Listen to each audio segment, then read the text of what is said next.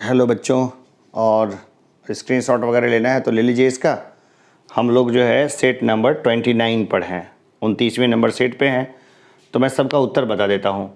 Refrigerator में freezer पेटिका का को ऊपर रखा जाता है, यह किसका उदाहरण है? तो ये उदाहरण है संवहन का। लिख ही देता हूँ मैं साथ में ही, आप इसका स्क्रीनशॉट ले लीजिए। कितने सही हुए कितने गलत हुए देख लीजिए, मैं सबको एक साथ लिख ही देता हूँ, ठीक है।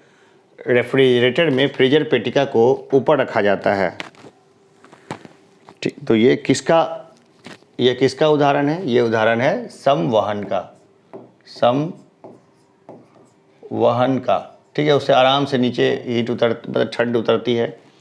लोकसभा में अनुसूचित जनजाति के लिए कितनी सीटें आरक्षित है और किस आर्टिकल में ये बात रखी गई है, ये दोनों ही बताइए। तो जनजाति के लिए 47 सीट आरक्षित है। कितनी है? 47। तीसरा देखिए, द्रव के रूप में पाए जाने वाले प्रमुख तत्व कौन कौन हैं? द्रव के रूप में जो प्रमुख तत्व हैं पाए जाते हैं, एक है पारा, एक है ब्रोमीन। दो चीज़ क्या है? पारा और ब्रोमीन, ये दोनों ही द्रव के रूप में पाए जाते हैं। पारा को सब लोग जानते हैं, ब्रोमीन को भी काफ़ी लोग जानते हैं। रैयतवाड़ी व्यवस्था कब लागू की गई? रैयतवाड़ी, महालवाड़ी, जमींदारी, ये सब जानना ज़रूरी है। पास करना है तो ये सब घोट लीजिए। तो रैयतवाड़ी जो आई थी वो कब आई थी? 1820 ईस्वी में आई थी। कब आई थी? 1820 ईस्वी में। कहाँ कहाँ लागू हुई थी कमेंट बॉक्स में बताइएगा। खाली सुनिए नहीं, देखिए भी। राष्ट्रीय शिक्षा दिवस कब मनाया जाता है? तो राष्ट्रीय शिक्षा दिवस जो है ये मनाया जाता है 11 नवंबर को। किसका जन्मदिन है? 11 नवंबर किसका जन्मदिन है? कमेंट बॉक्स में बताइए भाई लोग। किस जनजाति की अर्थव्यवस्था का मुख्य आधार शिकार और मत्स्य पालन है? ये तो ऑप्शन से पता चलेगा, ठीक है। ये जो है, लेकिन यूकाधीर एक जनजाति है, तो इसको प्रश्न को चाहे तो हटा दीजिए, या इतना देख लीजिए क्या दिक्कत है। भारत में किस पशु को गरीबों की गाय कहते हैं? गरीबों की गाय किसको बोलते हैं? तो गरीबों की गाय, गरीबों का एटीएम, ये एक ही है। ये क्या है? बकरी, ठीक है। बकरी, गरीब से गरीब महिला भी बिहार में पालती है बकरी को, और जब इच्छा करे पैसे बजा लेती है कसाई के हाथों बेच के। थोड़ा अनएथिकल लगता है कि जिसको एकदम पाला पोसा अच्छे से, उसको कसाई के हाथों बेच दिया बचा के, लेकिन क्या करें। एथिक्स का तो हमारे सोसाइटी में और हमारे यहाँ क्या हालत है आप देख ही रहे होंगे। आगे हम लोग देखते हैं, रुपए को चालू खातों में पूर्ण परिवर्तनीय कब घोषित किया गया? 8वां नंबर का बड़ा अच्छा क्वेश्चन है, बताइए। तो ये पूर्ण परिवर्तनीय यानी कि विदेशों में जो मुद्रा है उसके अनुपात में उसका मान घटाना बढ़ाना दिस दैट वगैरह सब हो सके, ये कब किया गया था? एक डेट याद रखिएगा, 19 अगस्त 1994। कब गया था? 19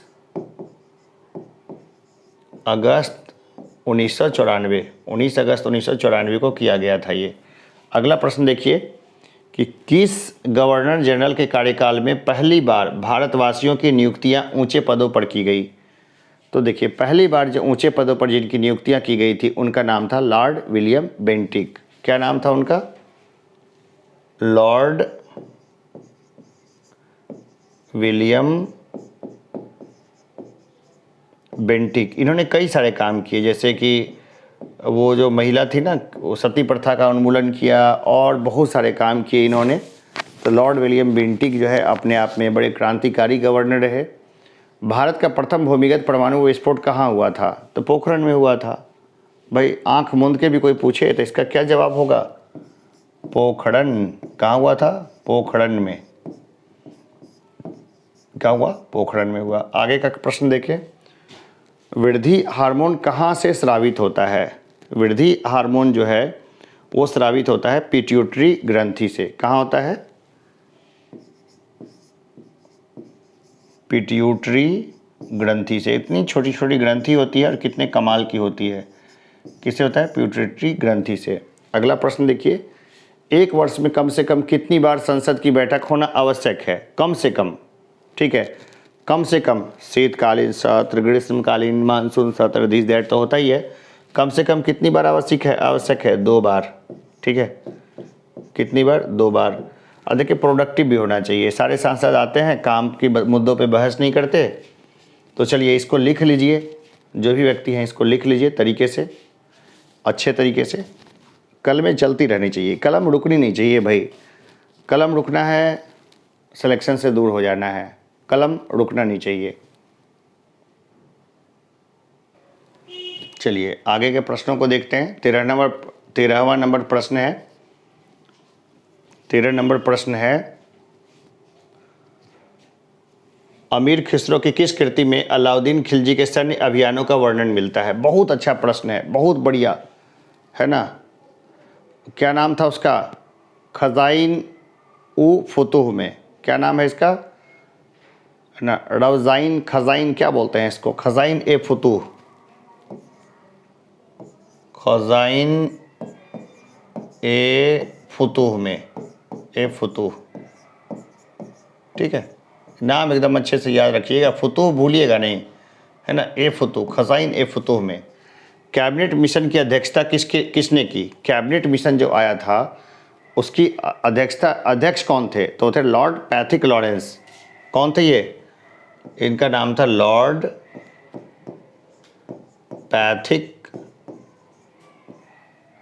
पैथिक लॉरेंस। ठीक है, अगला प्रश्न देखें। लुफ्थांसा किस देश की एयरलाइन है? जो लुफ्थांसा है वो किस देश की एयरलाइन है? तो ये है जर्मनी की। लुफ्थांसा किसकी है? यह है जर्मनी की। किसकी है? जर्मनी की। अगला देखिए, कौन सा देश सर्वाधिक जनसंख्या वाला देश है? कौन सा देश? भाई अभी तो चीन ही है, भारत होने वाला है। ठीक है, अभी कौन सा है? चीन। स्मिथ ने अकबर के किस अभियान को ऐतिहासिक द्रुतगामी अभियान कहा? किस अभियान को बोला? इन्होंने बोला गुजरात विजय को। किसको बोला है?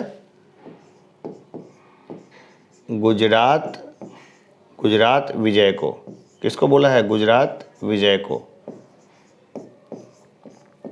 अगला देखिए, वह दर जिस पर भारतीय रिजर्व बैंक बैंकों को उधार देता है क्या कहलाती है? तो ये कहलाती है रेपो दर।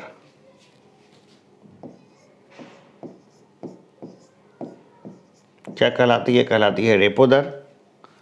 उत्तर हड़प्पा अवस्था काल के चिन्ह किन नगरों से प्राप्त होते हैं? तो ये प्राप्त होते हैं रंगपुर और रोजदी से। कहाँ से? रंगपुर और रोजदी। नाम थोड़ा वेरी कर सकता है, लेकिन इसको लेके परेशान नहीं होना है, क्योंकि अंग्रेजी में और बाकी भाषा में थोड़ा बहुत अंतर आने लग जाता है।